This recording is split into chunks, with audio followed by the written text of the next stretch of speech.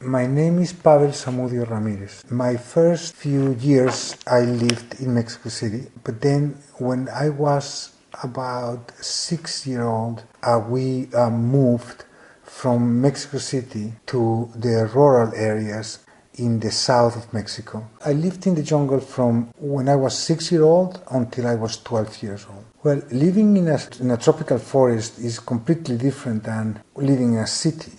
To begin with, for example, we didn't have electricity, we didn't have running water, we didn't really have proper houses. We lived in the equivalent of tents that were built out of local material. Well, my parents believed helping societies, helping the poor.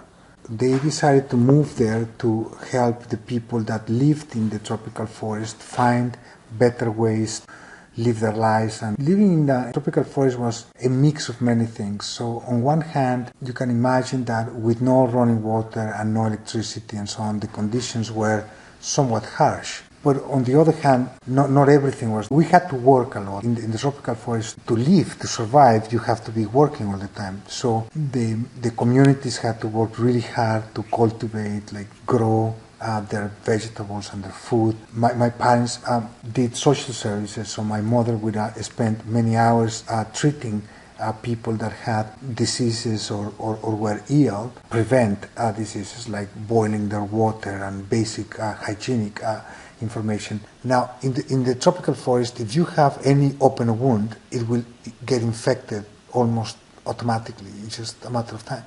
The life in the tropical forest is somewhat dangerous. You have to be careful so you don't have accidents. So, well, my days were organized in two ways. One day I had to look after my little sister, who is 8 years younger than me, and the other day I would cook for the whole family, and that meant when I had to look after my little sister, I had to take care of her all the time. So I would change her diapers, I would prepare her food and feed her, and I will be basically chasing her places, and I had to be sure that she would not get in trouble or in danger. So if one day I looked after my sister, the other day I had to cook for the family.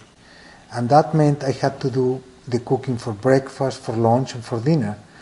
And now cooking in the tropical forest was somewhat fun in a way, because I had to prepare a fire with wood.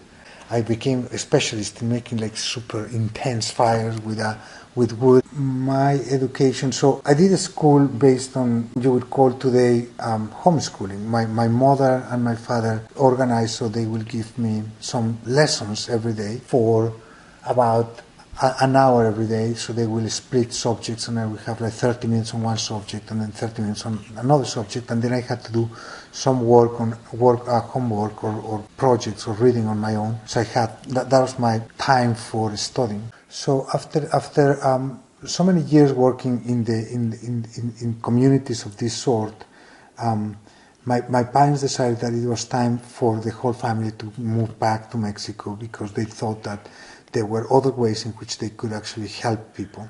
And they also realized that for us, living in the jungle will create serious complexities related to schooling. One of the peculiarities of living in the tropical forest like we were is that there were no other kids like me. There were kids that were indigenous from that area, but they were not exactly of my same characteristics. So I had some friends, but friends that were somewhat different, right? So I will do few things with them, but we couldn't really have a regular conversation. Among other things, for example, the people in the jungle, they speak their local dialect. It's not even Spanish, it's something else, right? Well, so I have a bad case of dyslexia. Going to school when I was a kid, so the homeschooling section, my mother did some sort of therapy to help me manage my dyslexia.